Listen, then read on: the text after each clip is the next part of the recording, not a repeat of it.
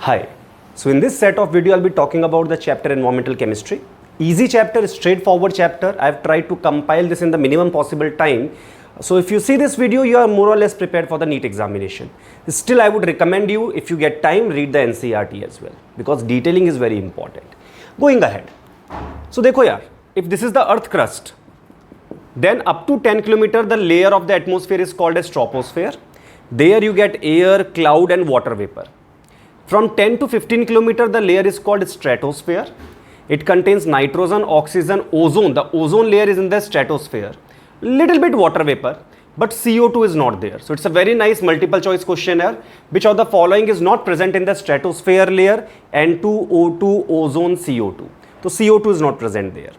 Ozone is not present in the troposphere in general, like negligible quantity will be there. Why? Ozone is highly unstable here.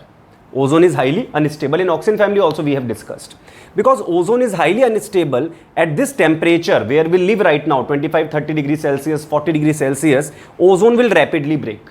So it is stable at a cooler temperature, that is the stratosphere. So let's talk about the tropospheric pollution. So when we'll talk about tropospheric pollution, we'll talk about the gaseous pollutant, the gases which will cause the problem after we breathe it, after we inhale it. And second is the particulate matter. We'll talk about the particulate matter also in detail. Apart from that, in the stratosphere pollution, we'll just discuss the ozone layer depletion, because the main component there is the ozone layer. Now, gaseous pollutant, first one is SO2. SO2 in the low concentration also in the low concentration, even in low concentration, it can cause the respiratory disease like asthma, bronchitis. It causes the irritation and redness of eye. So animals are sufficiently getting harmed due to this SO2 gas. Now, third case is very important. At high concentration of SO2, that stiffness to the flower bud happen. That means SO2 not only affect the human beings, animals, it also affect the plants as well at higher concentration. So here SO2 to SO3 conversion is not very fast. It's a very slow reaction. But in the presence of ozone and H2O2, the reaction can be very fast also. Sir, why are you talking about this SO3 formation? Because SO2 has to convert to SO3 to give acid rain. So when the acid rain topic will come just after this, then I will discuss that how SO2 causes the acid rain. Going ahead, hydrocarbons, bhaiya, very chadda gases are hydrocarbons. You might have seen from the in some of the vehicles where the pollution check is not done regularly, some smoke comes out, dark smoke. Otherwise, from the vehicles, in the latest vehicle, in the new generation vehicles, there should not be any smoky thing coming out. Smoke should not be visible because there is a converter over there, catalytic converter is there. But if the pollution check is not properly done, the smoky appearance that is coming out, that is smoke which is coming out, that dark smoke, that is incompletely combusted fuel. The incompletely combusted fuel give rise to hydrocarbons like methane, ethane, ethene, these kind of things come out, and bhaiya, they can be carcinogenic in nature. Apart from that, what they cause to plant? For animal, they are carcinogenic, which is very harmful obviously. For plant, they causes rapid aging of the plant, breakdown of the tissues, leaves, flowers, twigs. Twigs are small stems. They get shedded away. So bhaiya, hydrocarbon also affect animal as well as plants. Going ahead, nitrogen oxides here. Dekho, N2 and O2 does not react at normal temperature. They are present around us, but they are not reacting right now. Na? Why? Because N2 has a triple bond. ठीक है भाई, O2 has a double bond. It takes a lot of energy to break the N2 triple bond and O2 double bond. In fact, nitrogen at room temperature is also known as pseudo inert gas. It does not react easily. But in the case of lightning, in the event of lightning in the upper atmosphere, what will happen? Sufficient energy is given, around 1400-1500 degrees Celsius energy comes out there. At that temperature, at that 1400 to 1500 degrees Celsius temperature, N2O2 can react to form NO or NO2. If by mistake NO is formed, then happily NO will get converted to NO2 by the atmospheric oxygen itself. So bhaiya, NO2 is formed. NO2 when it goes in the aqueous medium, NO2 when it goes in the aqueous medium forms nitrate, and nitrate reaches to the soil and act like a fertilizer. You might have read about rhizobium bacteria, all those things. So very well you know this thing part.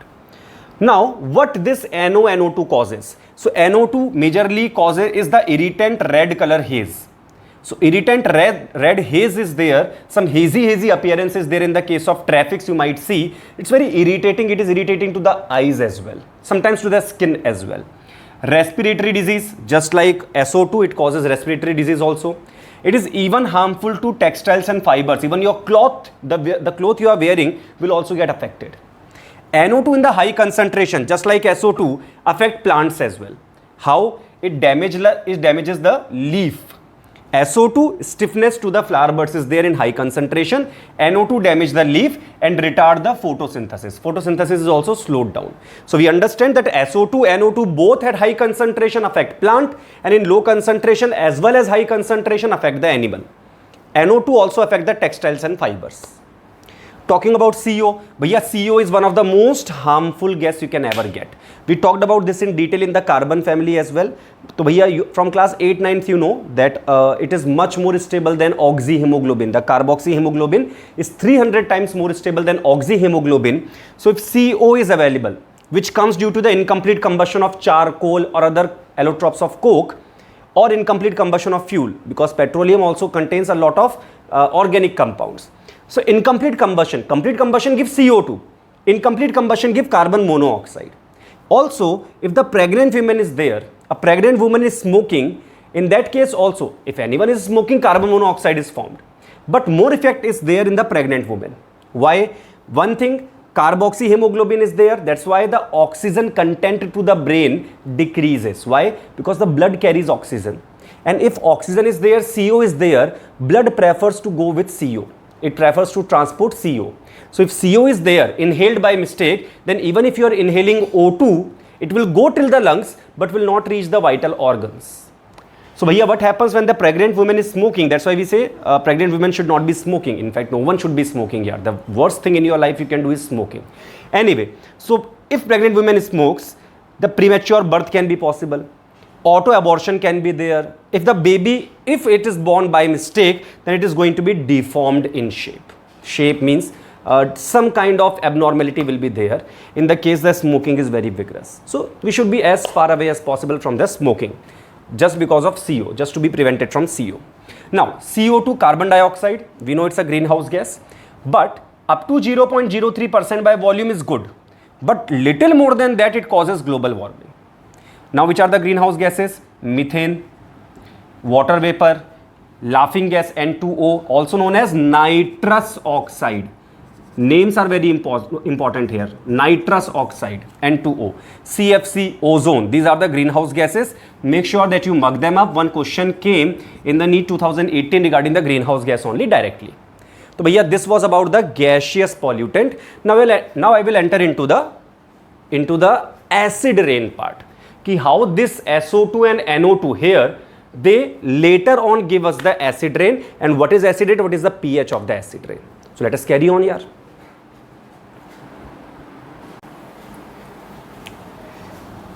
So now talking about the acid rain. One thing that people do not understand before reading the NCERT or reading the textbooks is that rain is actually having acidic pH already. That means when the rain is there, normal rain has a pH of 5.6, and that is due to the dissolved carbon dioxide, because carbon dioxide is there in the atmosphere. Because of that the pH is already acidic. But what is acid rain? Acid rain is the rain when the pH goes below 5.6. So up to 5.6 it is normal. Carrying on, so if someone asks you pH 6, is the rain is called acid rain? No yaar, at pH 6 it is not acid rain, it is normal rain. Below 5.6 it is acid rain. SO2, NO2 on oxidation contribute to the acid rain. How? SO2 in the presence of O2 becomes SO3. SO3 goes in water to form H2SO4. NO2 and O2 on oxidation become N2O5, in aqueous medium HNO3. So N2O5 is not actually formed in the reaction anywhere, but NO2 in the presence of O2 and water forms HNO3. So N2O5 is not any gaseous pollutant. In fact, N2O5 is a solid. It cannot be a gaseous pollutant. One very smart question came in the NEET 2018 also. So here N2O5 is a solid. It cannot be a gaseous pollutant. NO2 is there, SO2 is there, and they make H2SO4, HNO3, and this strong acid come down with the rain, causing the pH to drop below 5.6. Now there are two kinds of depositions, wet and dry deposition. Wet deposition means aqueous medium is there. Along with the rain, they get deposited. like they come down with the rain. So because in the aqueous medium ionization is more, so the acidic nature will also be more. What happens? Example, ammonium salt, they come down in the along with the rain. So such ammonium salts which come down along with the rain, they are known as wet deposition. Dry deposition, they are less acidic because water content is not there. So SO2 comes directly to the ground and it deposits there without any help of any rain and something. But here that is called the dry deposition. So example of dry deposition is SO2 directly depositing on ground. Wet deposition example, ammonium salt coming down with rain. Now what is the effect of acid rain on Taj Mahal? देखो Taj Mahal is white in color due to CaCO3 limestone. तो भैया CaCO3 react with the H2SO4 coming due to the acid rain form CaSO4 which is yellowish in color. So the beauty of Taj Mahal, which was the white color Taj Mahal, is now getting converted into yellowish in color. That's why Taj Trapezium 1 project was launched by the government and all the industries were removed from that area so that the SO2, NO2 gas coming from the industries get reduced. As a result, acid rain get reduced. As a result, somehow Taj Mahal can be conserved in white color for longer period of time. Going ahead, देखो यार, your automobiles, they have some catalytic converter so that whatever the incompletely combusted fuel is there, which got converted to CO and NOx, NO2, NO, whatever, that get converted to CO2 and N2. For that conversion, we have platinum, rhodium and palladium. This is used along with a honeycomb-like structure is there. Honeycomb you might have seen.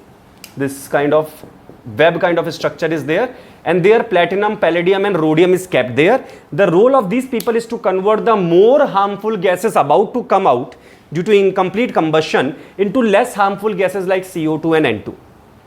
So bhaiya, the role of catalytic converter is to convert the chadda gas coming out from the automobile's exhaust into less chadda gases or maybe not chadda gases. So that is the role of catalytic converter there.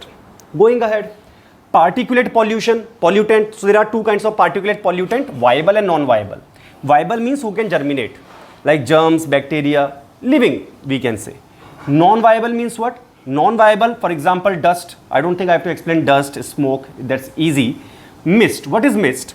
When you condense the vapor and mix with air. Example, simplest example of mist you can think about is spray paint. If you have spray painting, you might have seen spray paint, like proper spray paint. What happens there?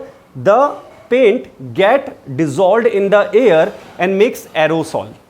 It's a kind of a collide, we can say aerosol is made. Example, when the herbicide insecticides are used, herbicides and insecticides, when you spray them, some of them, they do not go to their target and they get moved with the air. So when it get moved with the air, those vapors get moved with the air, such kind of combination is called mist. It is also a problem, it's also a pollutant. Fumes, condensed vapor. Sir, this was also vapor, this is also vapor. What is the difference? Fumes is just vapor of that substance, like organic substance vapor, metal vapors. Mist is vapor mixed with air. So bhaiya, mist and fumes as well as dust and smokes are non-viable particulate pollutant. More than 5 micron is the size, more than 5 micron, it will clog in the nasal passage, but luckily it will not go inside the lungs. But if the size is below 1 micron, then bhaiya, it's so small it will enter inside the lungs also and can have a very drastic effect in your health. One more problem is there, lead. You might have seen maybe in the petrol pumps nowadays, unleaded petrols is written, unleaded. UNLEADED, unleaded. That means lead is not there. Previously, a lot of petrol, all the petrol that we used to use in our daily life used to contain lead. So bhaiya, what happened there? The lead particles emitted by the vehicles who are using the leaded petrol, that used to go inside the lungs. ठीक है भैया? As a result, what happened? They used to interfere with the maturation of RBC, and bhaiya, people used to become very, very ill because of this kind of a problem. So now government, thanks to the new inventions, we understood that bhaiya, lead is a very chadda metal, and we understood how we can make a petrol sufficiently viable even without lead as well. So nowadays we are using the unleaded petrol. Let us carry on.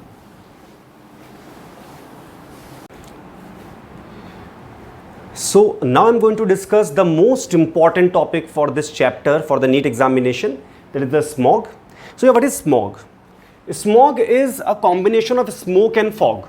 Fog you might have seen in the morning. People say, a lot of fog is there.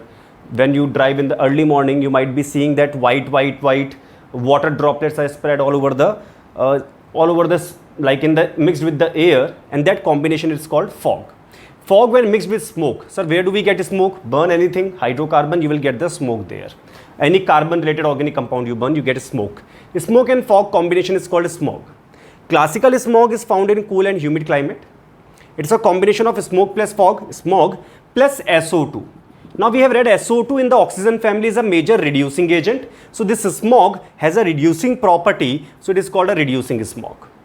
The other smog is photochemical smog. Obviously, if this is reducing smog, photochemical is going to be oxidizing smog. How? We'll discuss that also. But what are the main components? Remember this. Ozone, NO, acrolein, HCHO and PEN. These are the main components of photochemical smog. On here, one multiple choice question clear cut can come in the examination. It is found in the warm, sunny, dry climate. This was cool, humid. It was warm and dry. Cool, humid, warm and dry. Going ahead, primary pollutant or precursors. What are primary pollutant? The pollutant which came naturally directly and which caused the smog to be formed is called the primary pollutant. Primary pollutant due to some chemical reaction get converted to the secondary pollutant. So understand, primary pollutant are the prime source from where this photochemical smog start forming. When this primary pollutant react and form some other compounds which also contribute to the photochemical smog, they are called as secondary pollutant or secondary precursors. Understand who are the primary pollutant? Hydrocarbon and nitrogen oxides. From where they come? They come from the automobiles and factory. We know this very well that automobile incomplete combustion, factories also incomplete burning of the fuel will give hydrocarbon and the nitrogen oxides. Now, these are the primary precursors. That means hydrocarbon and nitrogen oxide is the primary precursor. That means ozone, acrolein, HCHO, PEN, they are secondary pollutant. That means they are formed by some chemical reactions.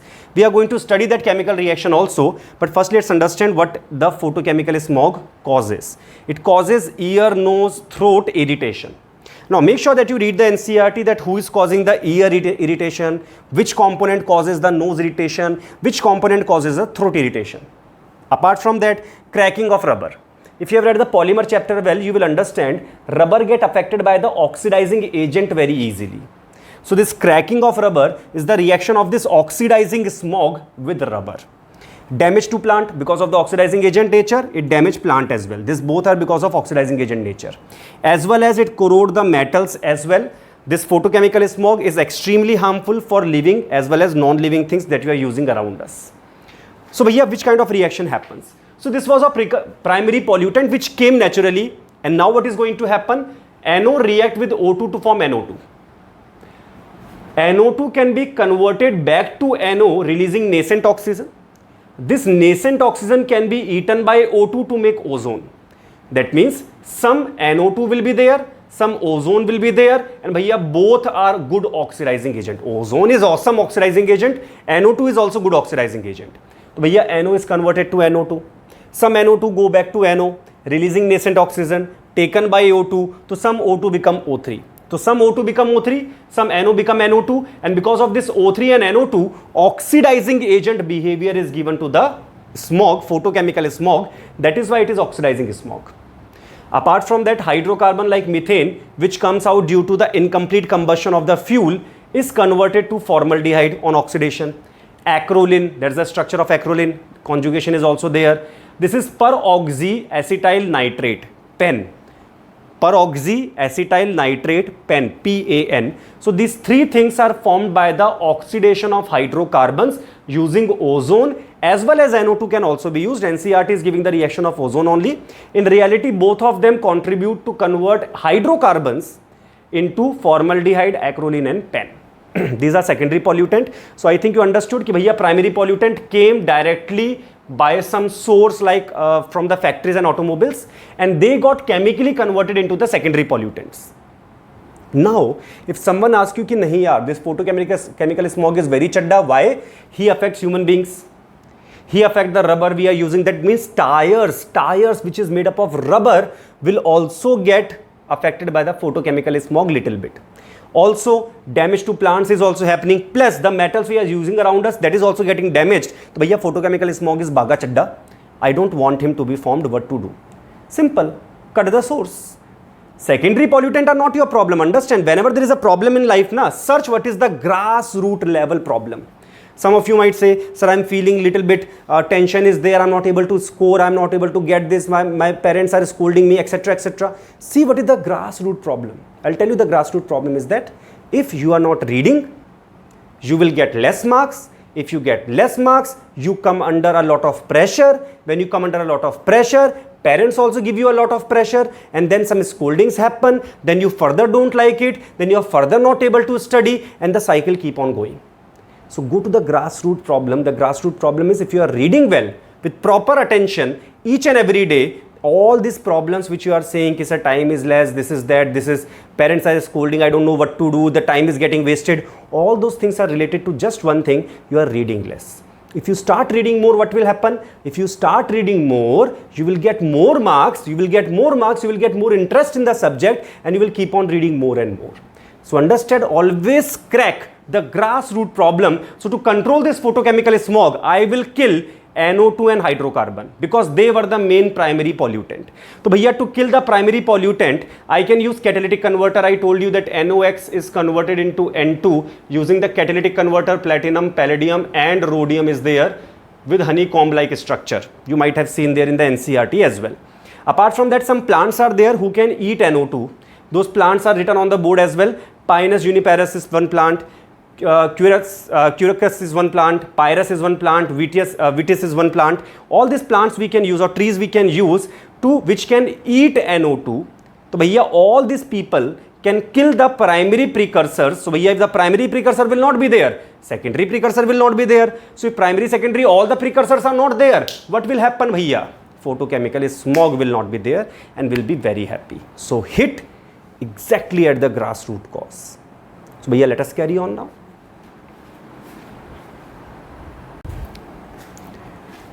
So now let us talk about the stratospheric pollution. I already told you in the stratospheric pollution I will be talking about the ozone depletion. Now make sure that you read the beginning part from the NCERT directly because chain initiation, propagation, termination steps are mentioned there. I'll be just picking up the thing of interest which requires some explanation. So let's carry on. So देखो, ozone is depleted by the CFC, chlorofluorocarbons. They generate Cl free radical. So Cl free radical reacts with ozone in the upper atmosphere, that is stratosphere, forming ClO radical. ClO radical react with more ozone to form again Cl radical. Cl radical react with again ozone to form ClO radical.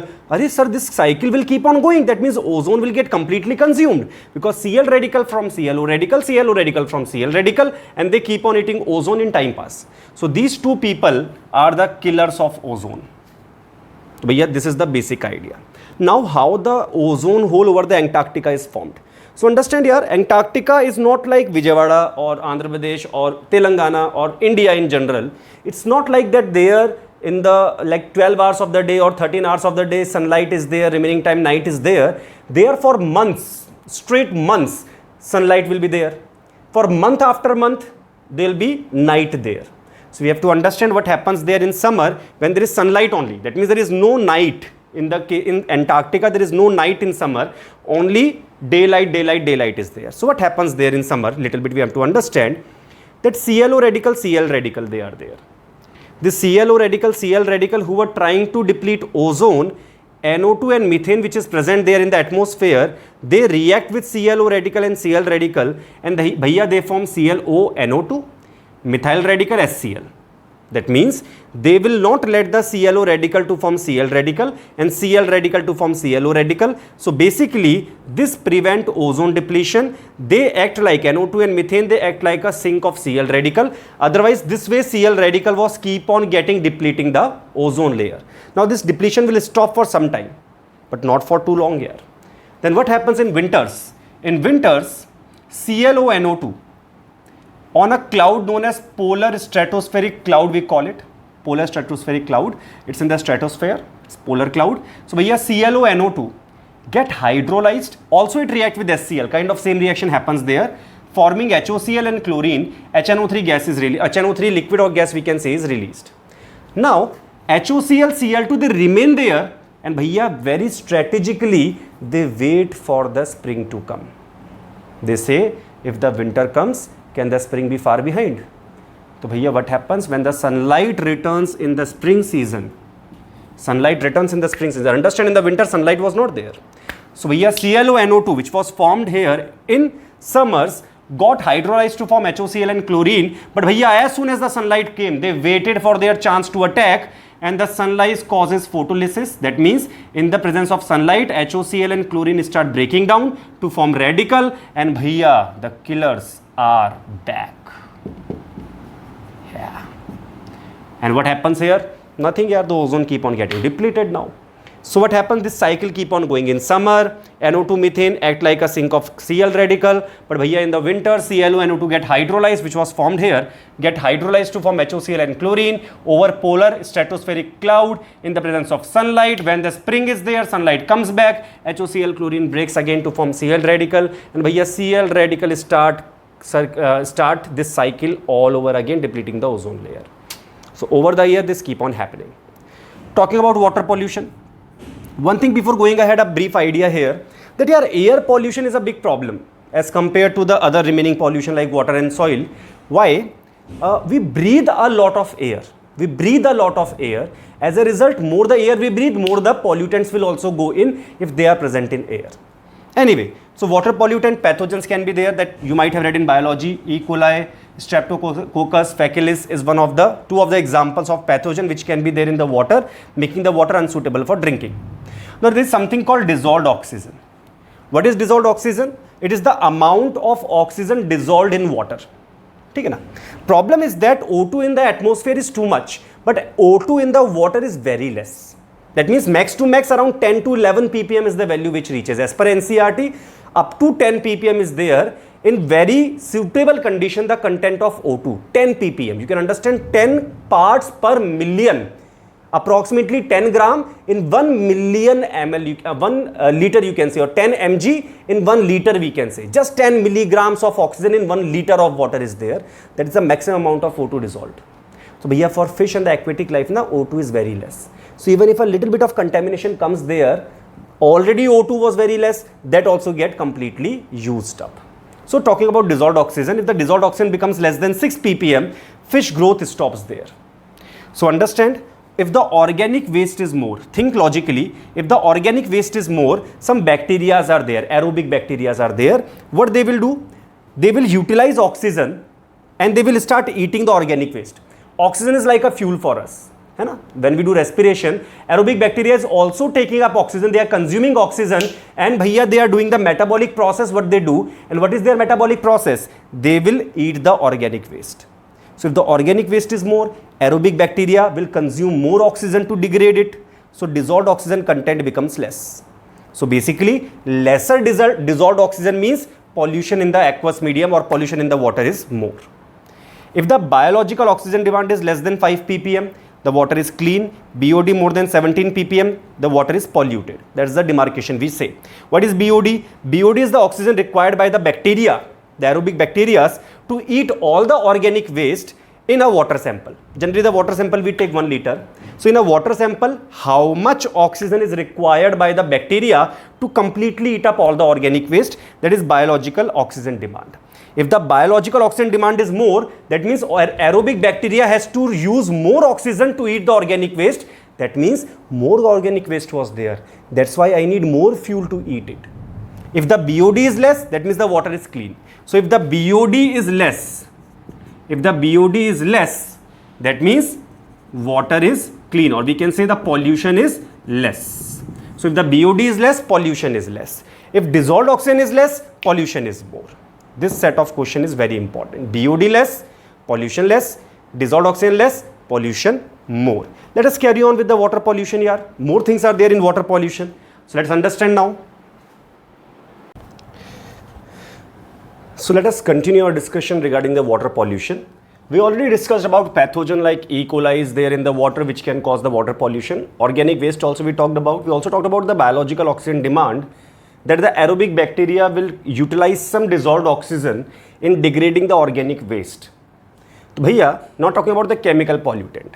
Understand, we are talking about the water pollution here. It's very important to understand this thing. So we are talking about how the pollutants and which pollutants reach to the water, which can later on be there in our drinking water as well.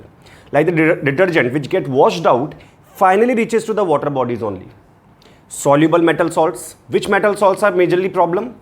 The major problems are heavy metal salt. They are more problematic. Why? Like mercury, lead.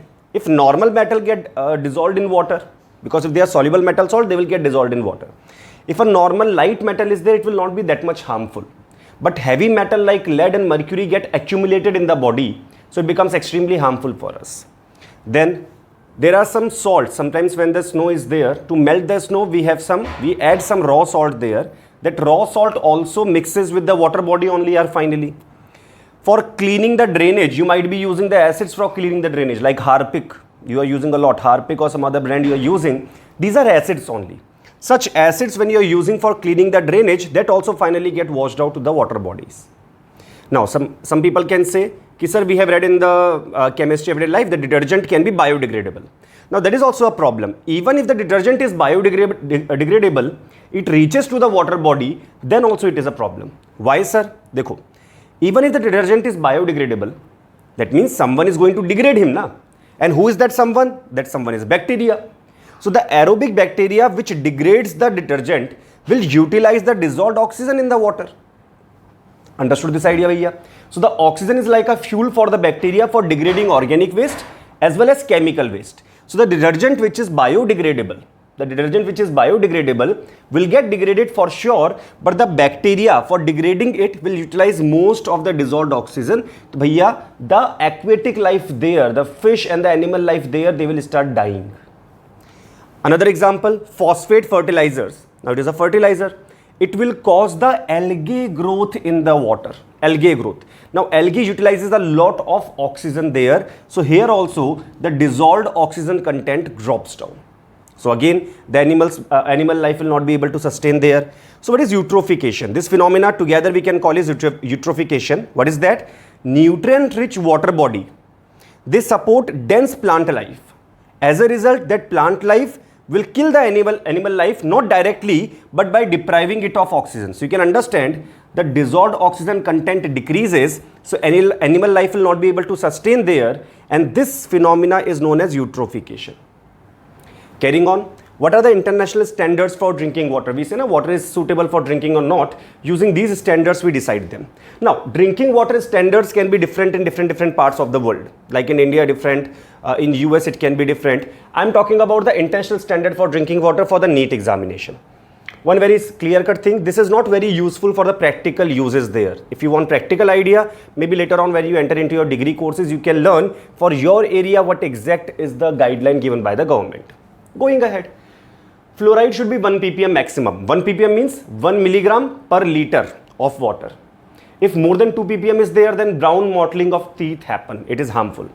And more than 10 ppm affects the bones and teeth directly as well.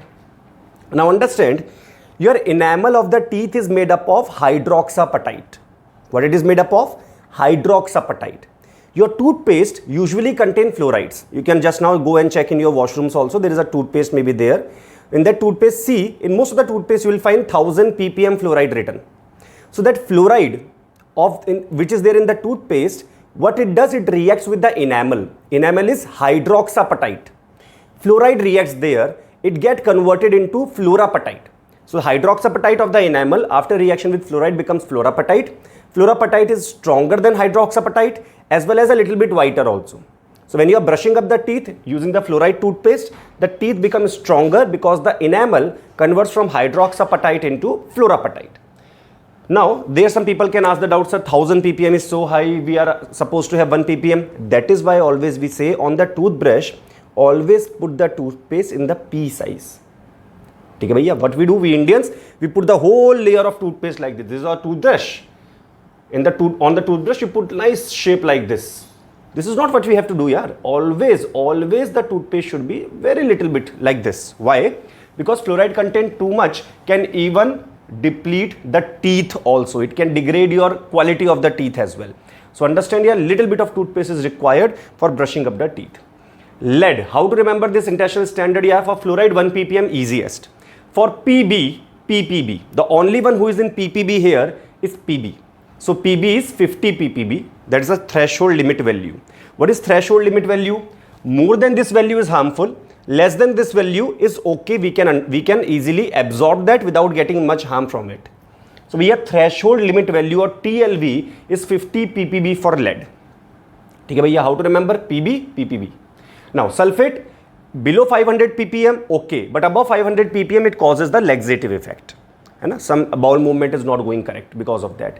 Nitrate up to 50 ppm okay, but if excess of nitrate is there, clear cut question comes, blue baby syndrome. भैया here methemoglobinemia, this question can ask कि भैया who causes it? तो sulfate, phosphate, lead, fluoride, these options they can give you, and excess of nitrate causes it. तो 50 ppm. Now how to remember? Lead 50 ppb because PB, nitrate 50 ppm and sulfate 500 ppm. These are the threshold limit values. Going ahead, fuel means iron and aluminium 0.2 ppm. They both have the same value of threshold limit 0.2 ppm. Copper and zinc 3.5. You can remember together. This you remember together as a pair. FeAl 0.2. Copper zinc 35. Manganese and cadmium both are 0.05 and 0.005 in ppm. So understand one thing, if the threshold limit value is more, toxicity is less. Sir, what does it mean? Simple. For example, lead 50 parts per billion. That means this much small quantity. ppb is smaller than ppm. So bhaiya 50 ppb of lead, if more than that happens, we are going to get affected by it adversely. Whereas sulfate, to cause the laxative effect, has to be more than 500 ppm. That means more sulfate is required to cause the problem and less lead is required to cause the problem. So who is more poisonous or who is more toxic for us? Sir, lead is more toxic because even kuncham lead is very dangerous for us. So if the threshold limit value is more, that means like 500 ppm or high value is required to cause the danger, then bhaiya toxicity will be less obviously. Now, nowadays we are using herbicides. The examples of herbicides are sodium chlorate Na3ClO3 and sodium arsenite Na3ASO3. This directly names they can ask you chlorate and arsenite here. Industrial waste like the slag in the metallurgy process, that is a waste. Nowadays people use the slag in the cement industry, so it get utilized, but previously it was a big chunk of the wastage coming from the industrial waste. We are talking about the soil pollution here now. Herbicide is a soil pollution. Now, soil pollutant. Solid waste which are coming out from the factories, they are not decomposed well, they are not discarded well, so they cause a problem in the on the soil. Fly ash, you might have seen the ash flying off in the industries, that is also a problem. Now we enter into green chemistry. What is green chemistry? Development industries will work as it is, just like the sustainable development model, but we should also try chemically to replace the existing practices with new practice which causes less wastage. Wastage should be less and pollution should be less. If wastage is less, pollution will automatically be also less. So bhaiya, previously this was used as a solvent for dry cleaning, Cl2, C double bond C, Cl2. This solvent was used for dry cleaning. Nowadays the solvent got replaced by, this was harmful. Why? Because this was carcinogen. This was going to groundwater and polluting it. So bhaiya, it got replaced by liquid CO2 as a detergent, as a solvent, where we add the detergent and then we do the dry cleaning. So liquid CO2 is the solvent now. Previously this harmful solvent was there. Advantage of liquid CO2 is that neither it is carcinogen like this, nor it is polluting the groundwater. Apart from that, H2O2 is also used for cleaning purposes. Why? Because it consumes less water. So the wastage of water is less. Again, it is good for the environment. Bleaching, usually previously chlorine gas was used for bleaching, but this is very harmful. So it is replaced by again H2O2. Okay, bhai sahab. So what we are doing, we are replacing the more harmful components or substituents with less harmful substituent for the future purposes. Apart from that, ethine in a single step with oxygen, right? It's a single step reaction here. So ethene, not ethine, ethene with O2 in a single step in aqueous medium. In aqueous medium, palladium 2 plus, copper 2 plus are the catalyst. We get CH3CHO. Chamka bhaiya. Acetaldehyde we can say. And this reaction is 90% efficient. So we can understand we are also replacing the less efficient reaction with more efficient reaction with more yielding reaction, so that more yield is there, less wastage is there. Less wastage means better for the environment. Now I'm going to tell you some numericals based upon this chapter. So let us carry on here. So let us talk about the numerical of COD. COD or chemical oxygen demand is weight of O2 required for decomposing all the organic matter divided by the weight of water sample, both must be in grams, into 10 to the power 6. Sir, can I take both in kg also? Haan yaar, you can take both in any units, but the units should be same, they should get cancelled out. Easiest one is gram. Now the trick is that 49 grams of K2Cr2O7 is equivalent to 8 gram of O2. So let's see the question. 100 ml of the sample of water require 9.8 gram K2Cr2O7, 50% H2SO4. Sir, what is this 50% H2SO4? This is useless. This is just telling you acidic K2Cr2O7 is used. Simple yaar, let's use the trick. तो भैया 49 grams of K2Cr2O7 is like 8 gram oxygen. This is from the equivalent concept. तो भैया equivalent mass of K2Cr2O7 reacts with the same amount with which equivalent mass of oxygen reacts. Anyway, so 49 gram of this is like 8 gram of O2. So भैया 9.8 gram K2Cr2O7 is like 8 by 49 into 9.8 gram of O2. As simple as that. Now what is COD? COD is weight of O2 required. How much is that? 8 into, we can write it 98 by 10 into 49. This will go 2 times. Okay, bhai? So that is the weight of O2 divided by the weight of water sample. So 100 ml, density approximately 1 I can take. So bhaiya 100 grams into 10 to the power 6. So how much this became? This became 16 upon 1000 into 10 to the power 6, that is 16,000 ppm.